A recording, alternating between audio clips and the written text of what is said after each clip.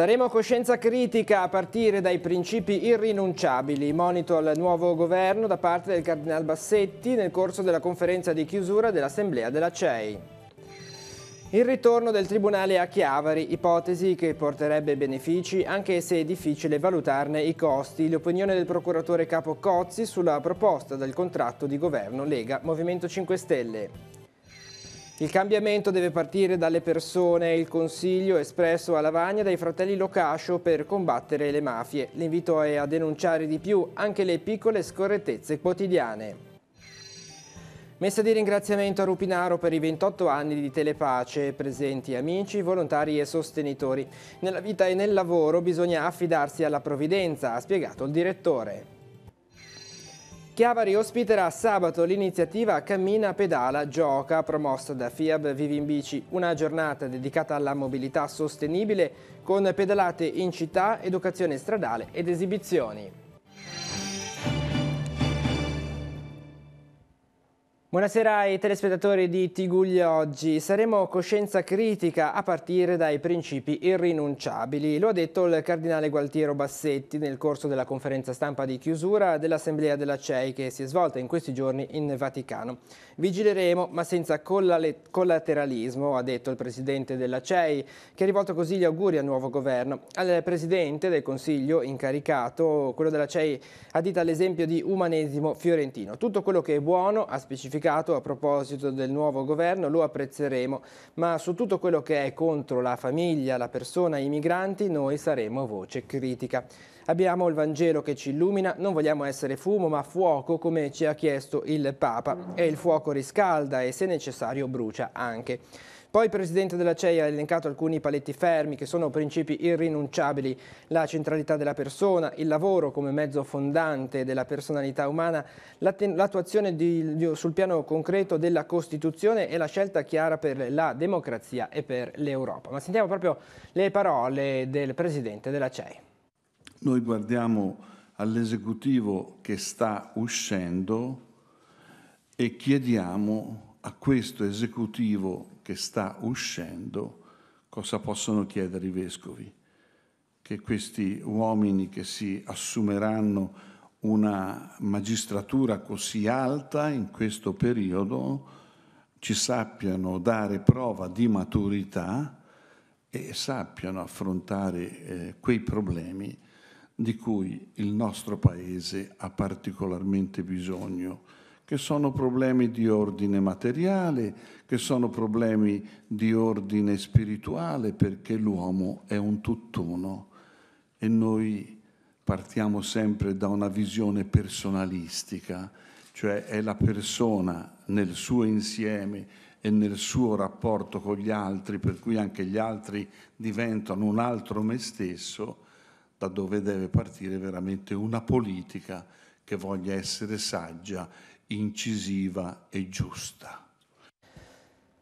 Quanto è fattibile e proponibile il ritorno degli uffici giudiziari e del Tribunale a Chiavari? Lo abbiamo chiesto al procuratore capo Francesco Cozzi, alla guida della Procura genovese. L'ipotesi contenuta nel contratto di governo di Lega 5 Stelle riaccende la speranza per i tribunali chiusi nel 2012. Sentiamo.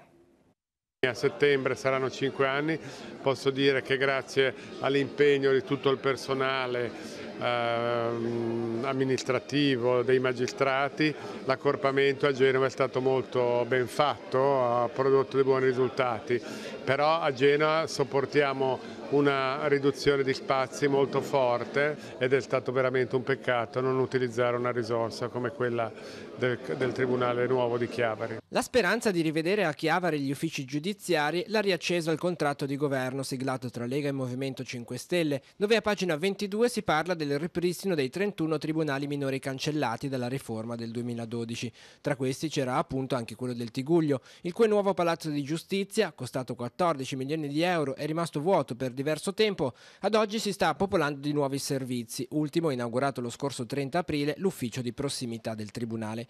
A breve dovrebbero arrivare anche quelli dell'Agenzia delle Entrate e della Guardia di Finanza. Non so dire, in base ai costi che dovrebbero sostenersi, quali siano le prospettive effettivamente per una apertura di un tribunale come quello di Chiavari, che come ricorderete era noto per l'efficienza e anche per la celerità, per la durata ragionevole dei processi.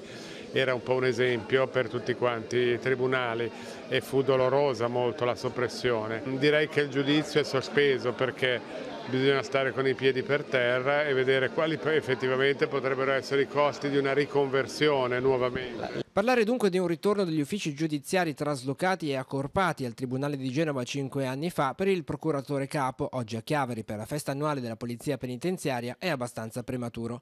L'ipotesi però non dispiace a chi tutti i giorni lavora all'interno del sistema giustizia e deve fare i conti con i problemi e le criticità di un apparato che ha nel rapporto diretto con il cittadino la sua peculiarità. Posso dire, perché l'ho sempre pensato, che la giustizia di prossimità, come hanno già visto i francesi ma anche altri paesi, è molto importante dal punto di vista della vita civile e sociale.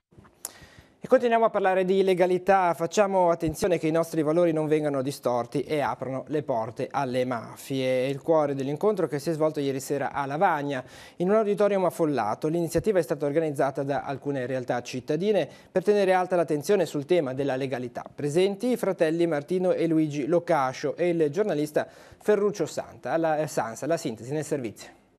Il cambiamento deve partire dalle persone. Oggi più che mai è necessaria una maggiore responsabilità nel denunciare i fatti che non vanno, anche i più piccoli. È la ricetta per sconfiggere le mafie emersa dall'incontro con i fratelli Luigi e Martino Locascio all'Auditorium Campodonico di Lavagna, il comune da 2 anni sciolto per infiltrazioni mafiose. La serata ha preso il via con la presentazione del libro Il giardino della memoria, che affronta il rapimento del 13enne Giuseppe Di Matteo, ucciso dopo 700 giorni di sequestro. Un delitto avvenuto in Sicilia, ma oggi la mafia è ovunque. Il libro vuole essere un segno di speranza perché permette di conoscere ciò che accade anche in Liguria e di averne consapevolezza.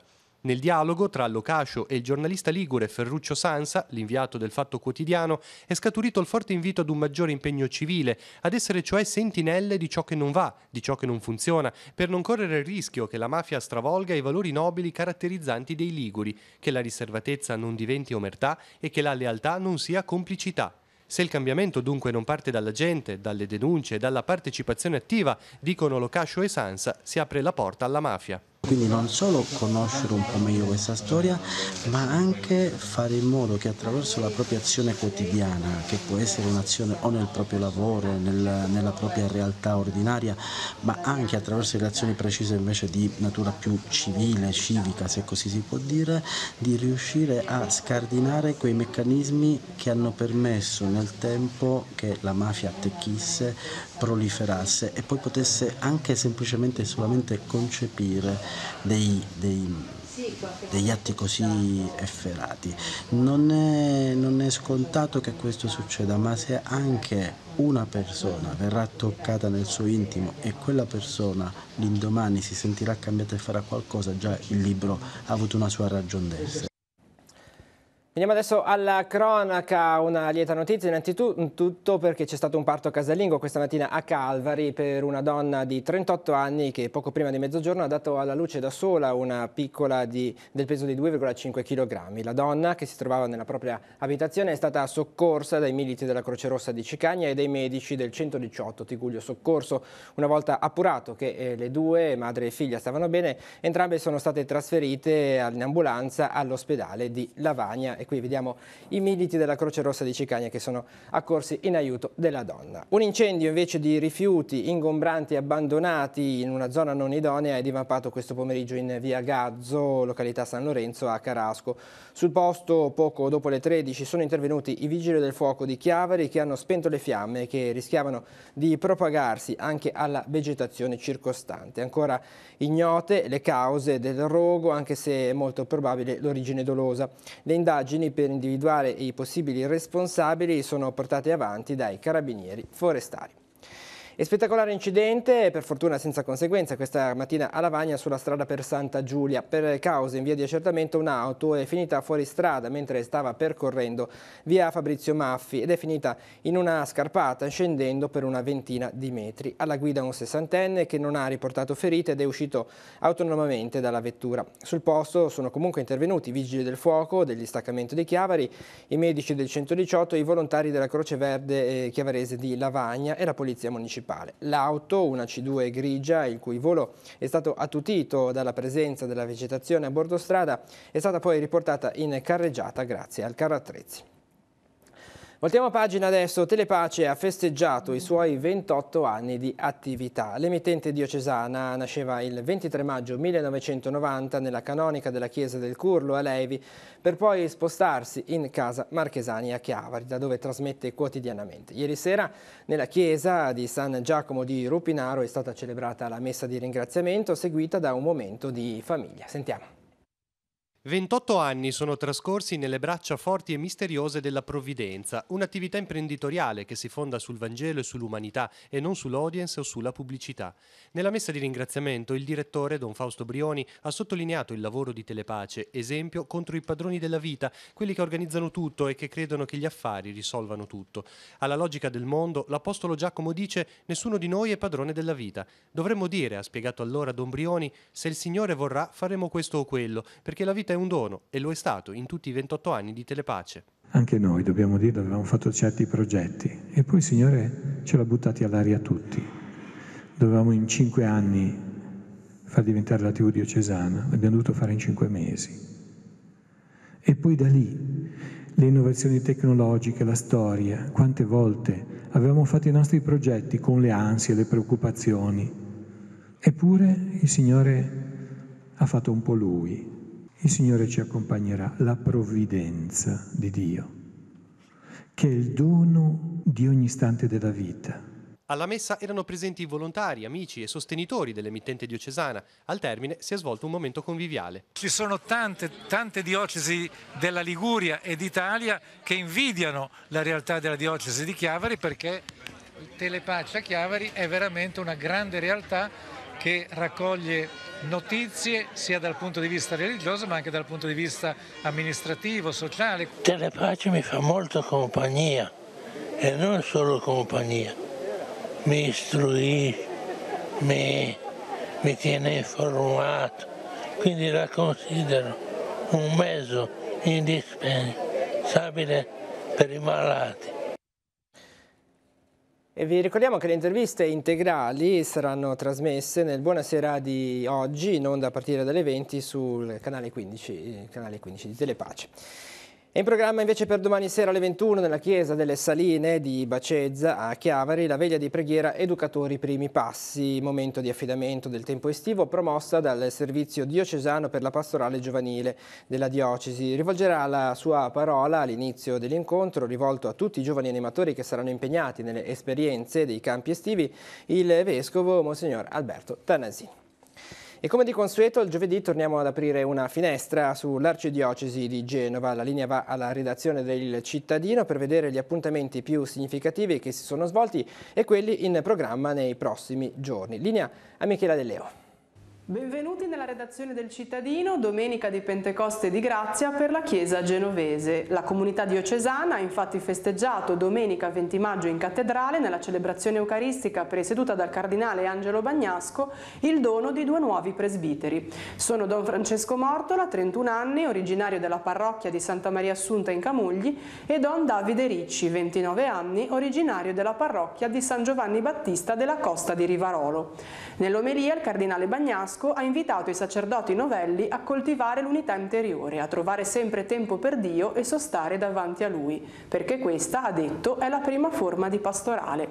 E la sera prima, sabato 19 maggio, al santuario di Nostra Signora della Guardia si è svolto il tradizionale appuntamento della veglia di preghiera di Pentecoste per i giovani, con la catechesi del cardinale e l'accensione del fuoco sul piazzale antistante il santuario. Siate protagonisti e non turisti della vita, ha detto ai giovani l'arcivescovo. che poi ha donato a tutti un presente, un opuscolo tascabile con una raccolta di frasi dei 150 salmi e 150 citazioni tratte dal suo magistero, affinché possa essere uno strumento di formazione e di crescita personale nella fede. Il Centro San Matteo ha poi illustrato le iniziative estive per i giovani in preparazione al Sinodo dei Vescovi del prossimo ottobre. I giorni 11 e 12 agosto, scegliendo tra 4 diverse modalità, sarà possibile partecipare a Roma all'incontro dei giovani italiani con Papa Francesco. Tutte le informazioni sono reperibili sul sito www.centrosanmatteo.org. E diamo uno sguardo alle prossime iniziative in calendario. Venerdì 25 maggio alle ore 18:15 a Palazzo San Giorgio l'Unione Cristiana Imprenditori e Dirigenti tiene un convegno sul tema Il laico e la sua identità, ruolo e formazione nella Chiesa e nella società. Relatore sarà il cardinale Angelo Bagnasco. Per i 160 anni dalla prima apparizione della Madonna a Lourdes saranno a Genova le reliquie di Santa Bernadette, in una peregrinazio che attraversa per tutta questa settimana diverse parrocchie delle diocesi liguri. Domenica 27 maggio alle ore 15 in cattedrale la Santa Messa conclusiva presieduta dal Cardinale Arcivescovo. Bene, da Genova è tutto, grazie per la vostra attenzione e arrivederci. Ora spazio all'economia. L'Agenzia delle Entrate ha chiarito le modalità di cessione dell'ecobonus, vale a dire il credito d'imposta per lavori di efficientamento energetico, che è stato ulteriormente rafforzato attraverso la legge di bilancio 2018. Il punto nel nostro sportello Economia.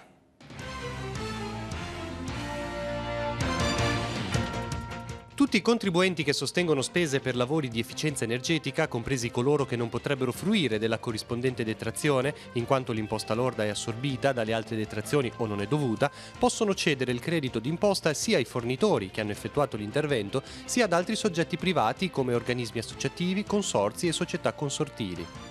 La possibilità di optare per la cessione del credito d'imposta oggi, a differenza del passato, non è limitata solo agli interventi sulle parti comuni dei condomini, ma vale anche per i lavori sulle singole unità immobiliari.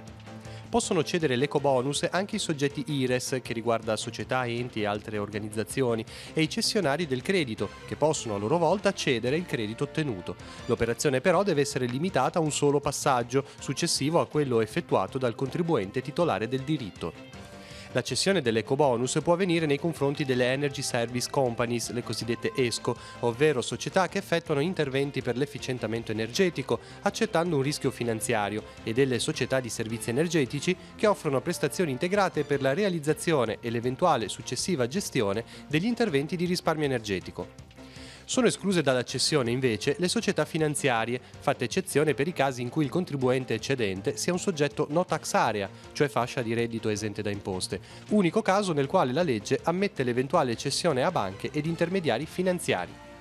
Infine, nel caso di interventi condominiali, la detrazione può avvenire nei confronti degli altri soggetti titolari delle detrazioni spettanti per i medesimi lavori, ovvero, nel caso in cui vengano effettuati da soggetti societari appartenenti ad un gruppo, nei confronti delle altre società del gruppo, ad esclusione degli istituti di credito e degli intermediari finanziari, per i soggetti diversi dagli incapienti o no tax area.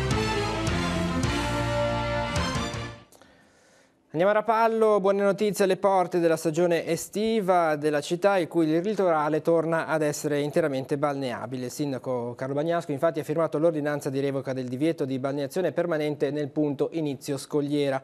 Nei giorni scorsi Alpar ha effettuato i campionamenti di routine e il loro esito è stato favorevole per tutti i parametri previsti dalla legge. Ed è arrivato direttamente da Euroflora a Rapallo e sistemato temporaneamente in piazza Molfino l'olivo taggiasco, uno dei simboli del territorio e dell'agricoltura ligure che la Regione Liguria ha donato al Tiguglio al termine della kermesse floreale che si è svolta ai Parchi di Nervi. L'esemplare di oltre 300 anni è stato di recente oggetto di intervento di potatura. Tra qualche tempo tornerà rigoglioso e farà bella mostra di sé in tutto il suo splendore. Anche domani, intanto, nelle serre comunali di via Casale, di fronte all'ingresso di Villa Tiguglio, verrà effettuata dalle 8:30 alle 10:30 la distribuzione gratuita delle margherite dismesse dalle aiuole pubbliche. Per chi fosse interessato è necessario presentarsi sul posto muniti di sacchetti.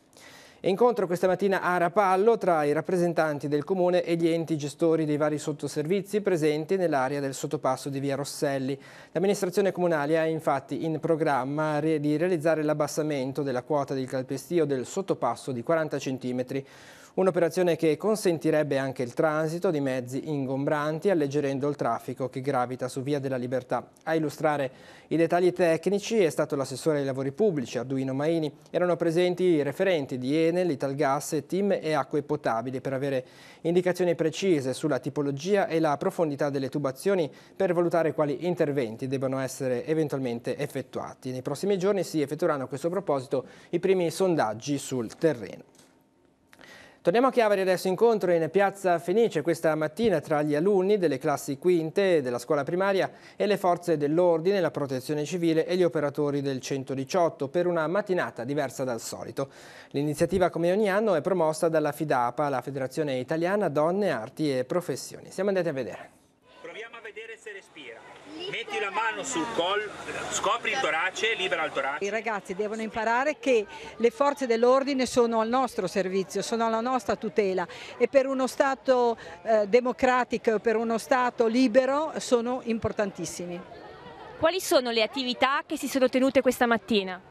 Allora, questa mattina abbiamo avuto la protezione civile, abbiamo avuto la Guardia di Finanza che ha fatto anche una bella dimostrazione con i cani antidroga, abbiamo avuto il 118 con le postazioni su cosa fare e cosa non fare in caso di emergenza sanitaria e anche su come chiamare il 118, poi adesso ormai è il numero unico, no? 112, e poi abbiamo avuto la polizia, insomma le forze dell'ordine erano tutte rappresentate, polizia scientifica, e devo dire che tutti gli operatori eccetera sono stati molto bravi anche nel trattare coi bambini, facendoli scherzare, facendoli giocare un po' col loro ruolo, coinvolgendoli e facendo capire l'importanza anche di informare, di collaborare con le forze dell'ordine, e questa è una cosa molto bella anche perché i bambini a questa età sono delle spugne, sono molto ricettivi e quindi fanno proprio tesoro di tutto quello che gli si dice. Come ti chiami? Benedetta. Quanti anni hai? 10. Cosa ti è piaciuto di questa mattina? Tutto è molto bello, ti aiuta nella vita, sono cose importanti tipo qua che ti aiuta a salvare anche la vita di una persona, che qui ti costa magari anche una vita, ti aiuta molto qua. C'è la tua compagna, come si chiama? Irene. Quanti anni hai? 11. Da grande vorresti diventare carabiniere o guardia da finanza? Può essere.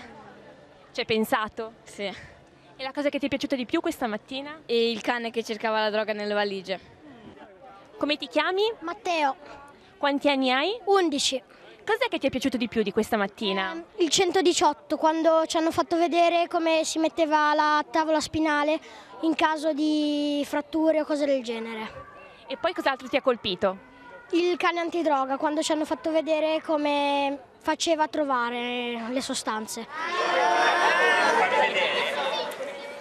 Si è riunito questo pomeriggio il Consiglio Comunale dei Ragazzi a Seste Levante. I giovani consiglieri hanno presentato il lavoro svolto quest'anno e hanno chiesto al Sindaco sostegno per il progetto Per Noi è Valore, promosso per dare ai ragazzi uno spazio sicuro e inclusivo dove poter esprimere il proprio punto di vista, fornendo le informazioni necessarie per facilitare l'espressione delle proprie opinioni e garantire coloro che sanno ascoltare e prese in considerazione e messe in atto dove possibile.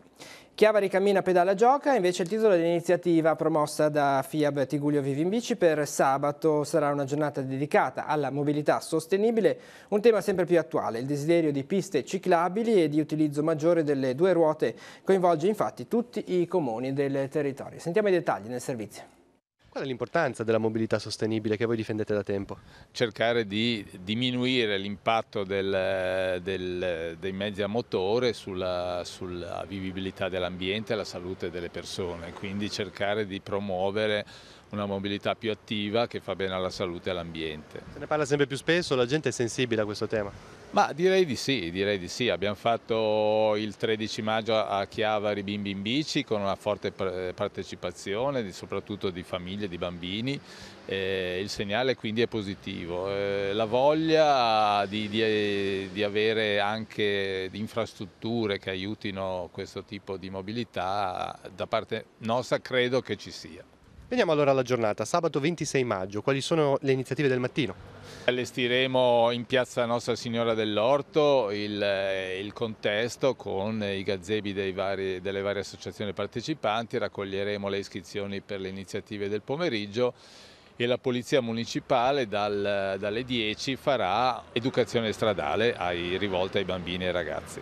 Il pomeriggio prenderà il via alle 14:30, che cosa ci sarà? Partiremo con una pedalata da Piazza San Pier di Canne, da Piazza San Front, il raduno appunto alle 14:30 nelle due piazze, confluiremo in Piazza Nostra Signora dell'Orto per poi proseguire tutti insieme per un ulteriore percorso che di nuovo ritornerà a Piazza Nostra Signora dell'Orto. Avremo in piazza anche la possibilità di testare delle bici a pedalata assistita, diciamo per una mobilità rivolta più, tra virgolette, ad anziani. Concluderà il tutto in tarda serata con cosa? In tarda serata, dopo il saluto delle autorità, concluderemo con l'esibizione di Donadoni-bus e quindi ci salutiamo. E adesso nella nostra scheda gli appuntamenti in agenda per domani.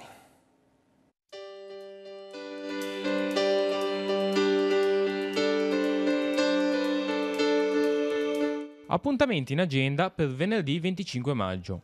Noi e il mare è l'iniziativa dedicata alla cura e alla conservazione dell'ambiente marino. Appuntamenti alle 9:15 sul lungomare di Riva Trigoso a Sestri Levante. All'ospedale Galera di Genova, a partire dalle 9:30, si parlerà di tiroide e prevenzione. Nel corso del convegno parteciperanno diversi specialisti che risponderanno alle domande dei presenti. Fa tappa a Genova la terza edizione di Riprenditi la vita, la campagna informativa sulla fibrillazione atriale. Dalle 10 alle 18 in piazza Matteotti sarà presente uno stand della Protezione Civile.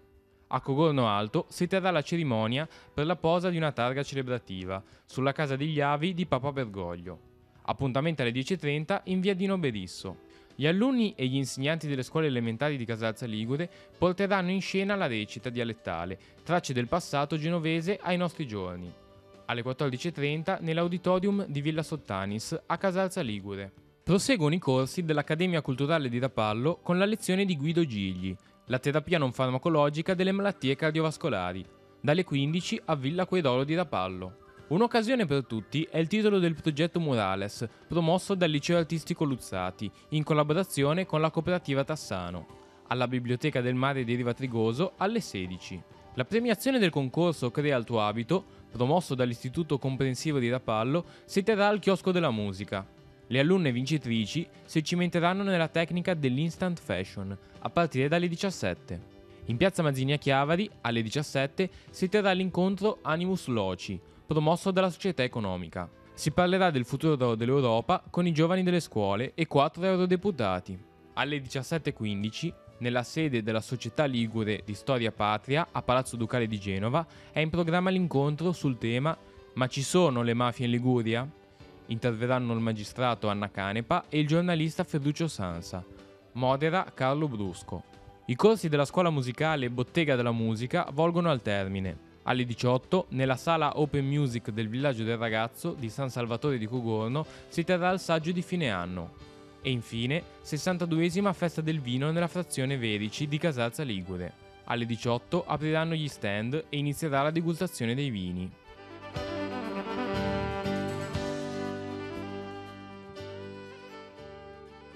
Infine una notizia di sport che andiamo a leggere sul nostro sito teleradioppace.com. Dermid, velo speciale ieri pomeriggio al Poggiolino. La piscina di Rapallo ha ospitato infatti il match di ritorno del campionato Under 15 femminile che ha visto affrontarsi Rapallo Pallanuoto e Rapallo Nuoto. Una sfida davvero particolare. Sulle rispettive panchine sedevano infatti Annette Ghior ed Emanuela Schiaffino che siedono assieme sulla panchina del Rapallo Nuoto in Serie A2 e da anni sono tecnico e aiuto tecnico delle squadre giovanili giallo-blu. Ma senza dubbio la sfida di ieri ha riservato un altro aspetto davvero inconsueto, un papà che si è trovato ad arbitrare le squadre capitanate rispettivamente dalle due figlie. Fischietto della partita era infatti Daniele Bianco che al momento della presentazione delle squadre a bordo vasca ha stretto la mano ai due capitani. Per il Rapallo Pallanuoto la figlia primogenita Elisa, portiere, e per il Rapallo Nuoto la secondogenita Lara, la più giovane della squadra che ieri ha eccezionalmente assunto il ruolo di capitano. E con questa notizia si conclude questa edizione di Tiguglia Oggi. L'informazione torna domani mattina alle 7:30 con il buongiorno di Teleradio Pace. Insieme a Marco Revelle poi alle 12:45, la prima edizione del TG13. Tutte le notizie le trovate sul nostro sito teleradioppace.com. Grazie per essere stati con noi e buon proseguimento di serata.